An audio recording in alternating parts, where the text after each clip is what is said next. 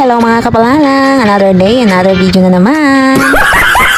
Yes mga kapalalang, nagbabalik ako after 1 month mga kapalalang. Finally, ginanahan na rin ako mag-edit ng aking mga video ngayon. So ayun na nga, 11 o'clock pa lang yan mga kapalalang. Pero nag-ready na kami, papunta na kami niyan kasi nga kailangan namin ng maagang umalis dahil dadaan pa kami ng Genra para mamili ng kailangan naming bilhin para dalhin doon sa pagsuswimingan namin. Hindi pa nga kami nakabili ng cake, ayan, bumili muna kami ng cake para sa aming birthday boy. At dahil hindi rin kami nag-almusal kasi pagkagising ko, nagluto na lang ako agad-agad and then late na rin nagising yung mga bata. Kaya inisip ko na lang na doon na lang muna mag-breakfast sa food court ng Genra. And then nag-grocery din kami dyan mga kapalalang, yung hindi namin nabili nung nakaraan katulad ng mga chicherya, sunscreen, and then yung alak para kahit paano ay meron kaming mga ngat-ngat habang nandoon kami sa ano. Dahil nga sa kunti lang talaga yung baon namin mga kapalalang, malibang naman yung mga bata. Kami lang din naman mga kapalalang. Actually, hindi ko ina-expect na darating yung mga kapatid ng kasawa ko.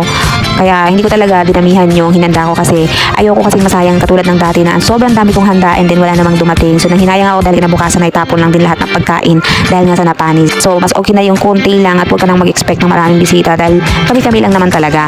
And then pagkatapos ng mga kapalalang, pumunta na kami sa loob mismo ng Greenville and then akala namin kasi yung in namin doon is 12 noon. So akala namin mag-aantay pa kami doon sa waiting area kasi sabi nila pag hindi pa oras na pagpasok mo hindi ka papapasukin. Buti na lang talaga mga kapalalang sa mga oras na yan or sa mga araw na yan na pumunta kami doon ay hindi talaga siya crowded. I mean wala talaga siya masyadong tao. So pinapasok na kami ng guard and then pina-check-in na rin kami. Nagbayad na rin kami ng entrance. So 11 o'clock pa lang yan mga kapalalang, nandun na kami sa loob. So hanggang 9 o'clock. And then pagkapasok namin, syempre kailangan namin mamili ng cottage kasi sa sobrang lawak at laki talaga mga kapalalang, talagang mahihilo ka. So pinili talaga namin cottage ay doon malapit sa mga pambata kasi yun naman talaga yung purpose namin kung bakit kami magsiswimming para talaga sa mga bata. At syempre mga kapalalang, dahil first time ng mga bata dito, sobrang saya talaga nila kasi usually talaga mga kapalalang kapag magsiswimming kami doon sa Angeles, wala talagang ganyang mga venue, walang palaruan, hindi malawak, maliit lang kasi siya mga kapalalang. Sa totoo lang mga kapalalang, ayoko pa sanang i-edit itong video na to kaso nga lang napansin ko sa aking YouTube channel ay one day na lang magwa 1 month na yung last na upload ko. So required kasi sa akin mga kapalalang na mag-upload kahit once a month para lang hindi ma-demonetize ang aking YouTube channel.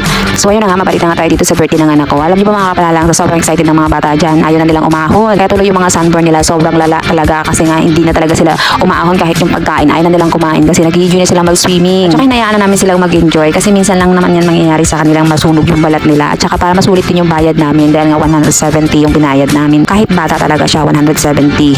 Alam niyo ba mga kapalalang, sa sobrang lawak ng Greenville, hindi ko talaga siya usually nakita ng buo. Kasi sa sobrang lawak niyan, tinamad akong gumala dahil mainit nga nung mga time na nandyan kami. Tsaka nung hapon naman, nagbabantay rin kasi ako sa bata kasi nga nagsiswimming na yung mga mag-ama ko.